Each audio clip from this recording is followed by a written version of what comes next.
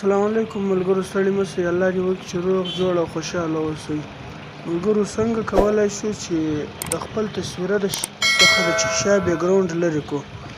نو ملګرو، ډېرو ملګرو ماته میسج کړی و چې څنګه کولی شو چې د تصویره د شا بیکګراونډ لرې کړو. نو نن زه تاسو ته طریقه په دې ویډیو کې درښیم. راځئ لا ویډیو تر پایه.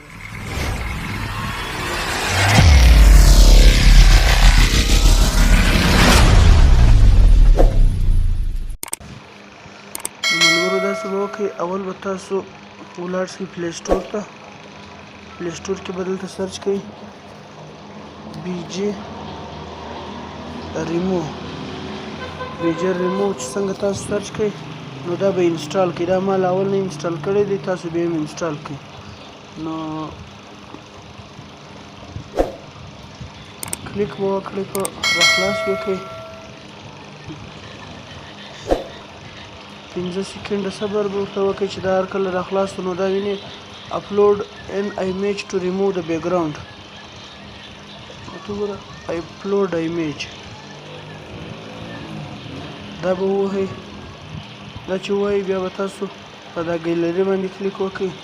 ګیلري باندې چې کلیک وکړئ دلته ستاسو ګیلري راخلاصېږي. نو تاسو به اول هغه تصویر راواخلئ د کوم تصویر چې تاسو بیکګراونډ ور لرې کوئ.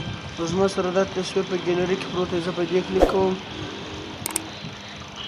دا لږ صبر ستاسو اخلي، دا دی، دا ستاسو دا تصویر بیکګراونډ یې ټول ریموو کوو.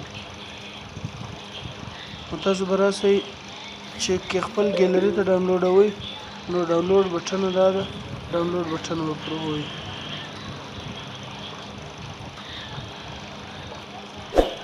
دا تصویر ستاسو سره په ګیلري کې ډاونلوډ شو.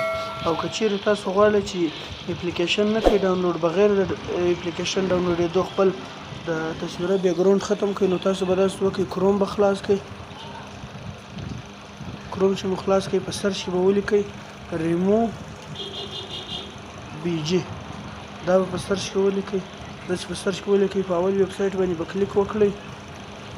بیا دا هم هغه طریقه ده، دا ورته وګوره، دا هم هغه طریقه ده. تاسو به اپلوډ ایمیج باندې کلیک وکړئ.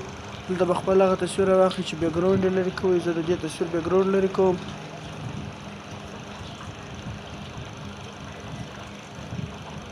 دا تصویر بیکګراونډ مکمل لرې شو، ورته وګوره. دا اوس تاسو د PNG په ډول هم کارولی شئ او دغسې هم کارولی شئ.